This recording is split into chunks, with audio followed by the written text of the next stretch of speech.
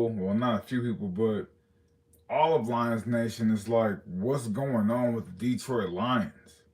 Um, and it's actually a few things that are wrong with the Lions. If one of those things happen, then they could be kind of covered up. But when all these things are happening like they are, it becomes a very huge obstacle. Okay. First and foremost, you have to start at the top. And this guy has done a marvelous job. He's done a wonderful job. He's built this team from nothingness.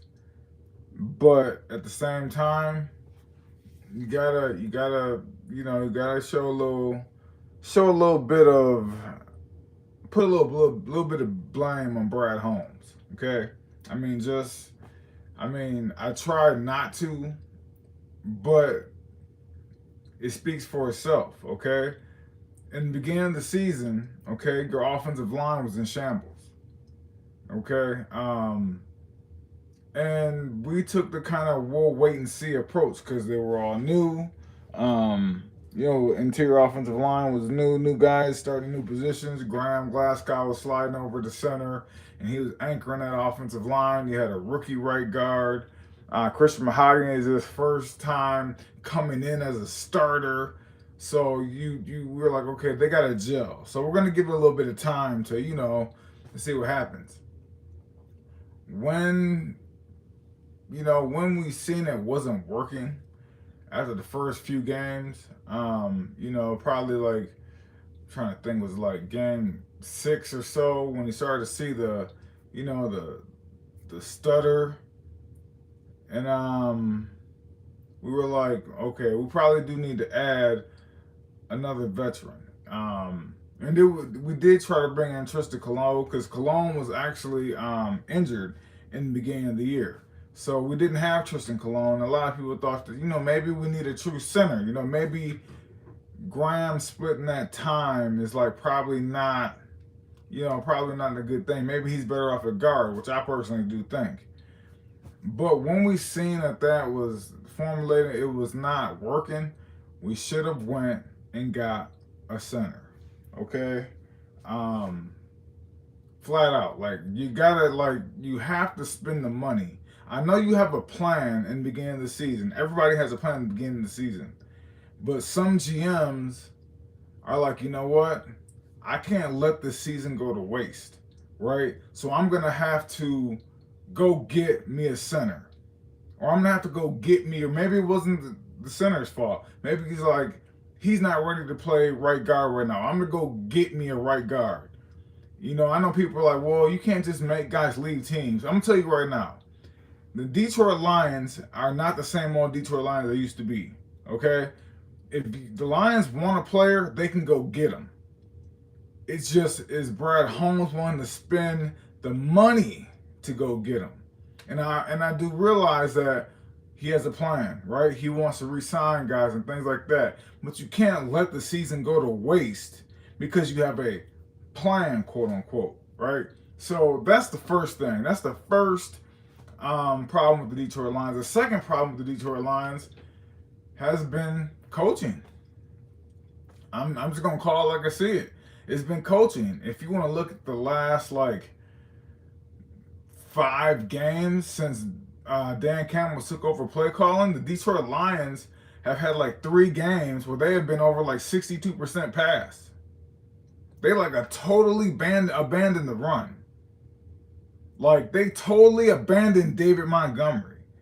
Okay, David Montgomery is the one who sets the tone, right? And they went away from him completely.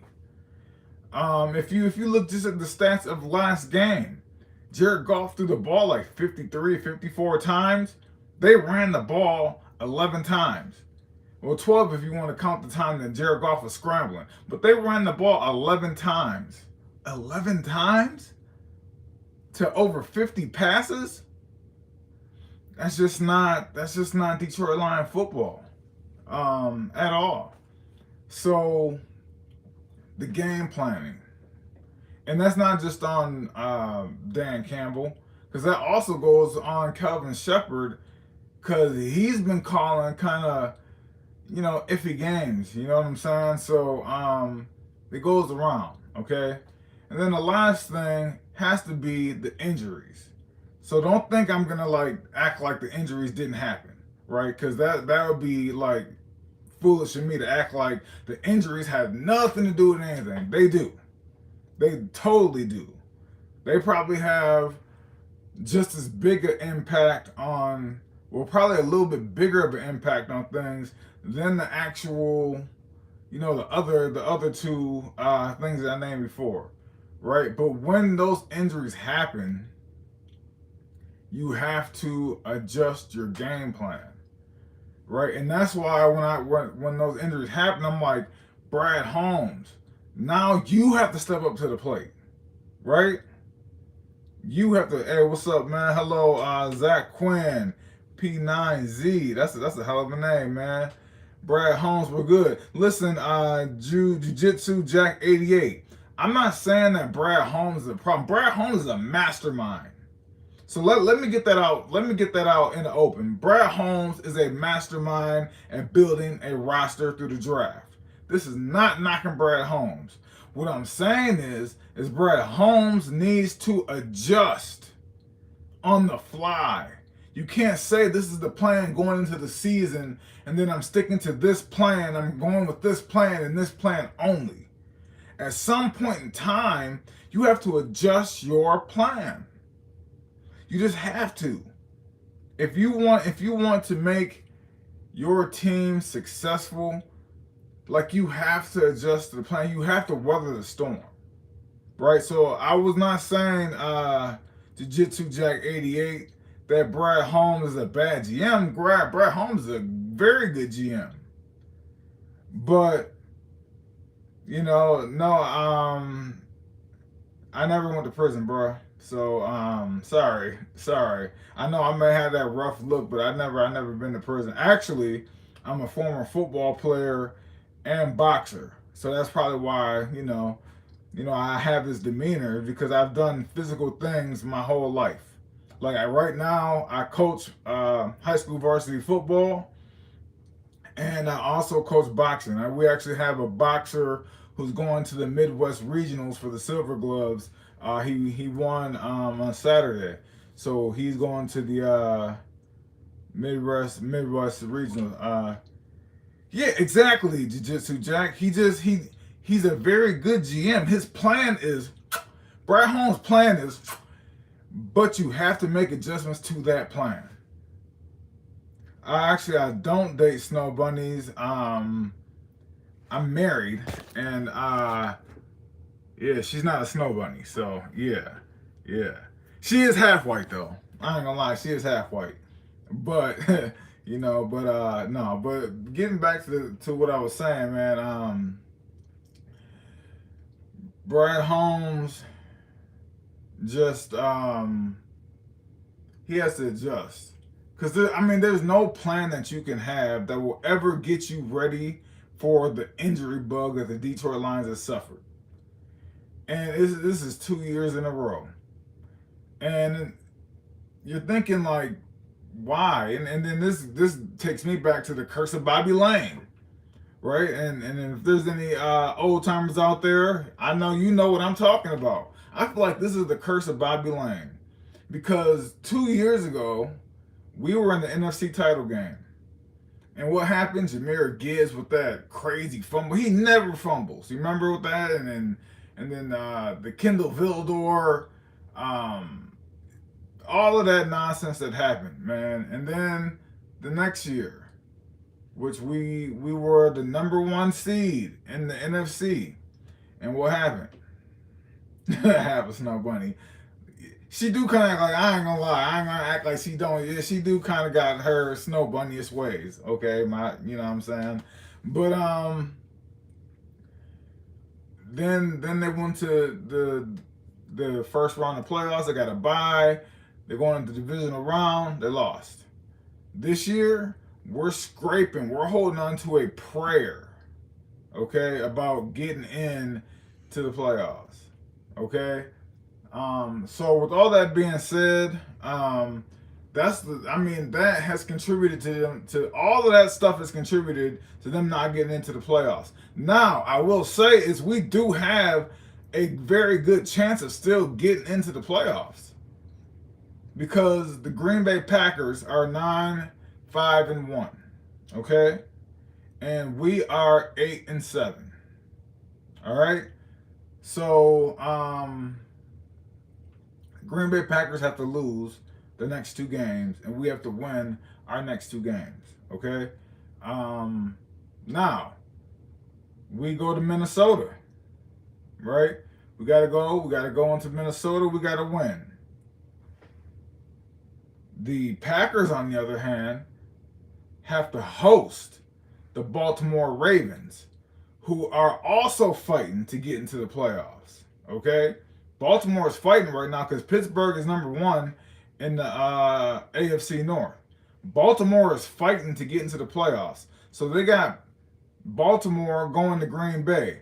That's going to be a scrap, and now they might be without Jordan Love. I mean, I don't know. I know he is in protocol, and he didn't return to the game last game, and they're on a short week. Usually, when you're on concussion protocol, and there's a short week, you're usually missing that next game. You usually don't go into concussion protocol and are ready for a Thursday night game. Or actually, no, that's us. We play Thursday night. They're not ready for the next week. I mean, so we'll see what happens.